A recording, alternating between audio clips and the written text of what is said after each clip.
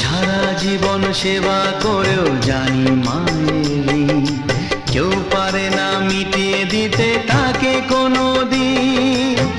তোমারই আশীর্বাদে জীবনের প্রতি পদে যেন আমি রাখতে পারি তোমারই সুনাম মা, ও মা।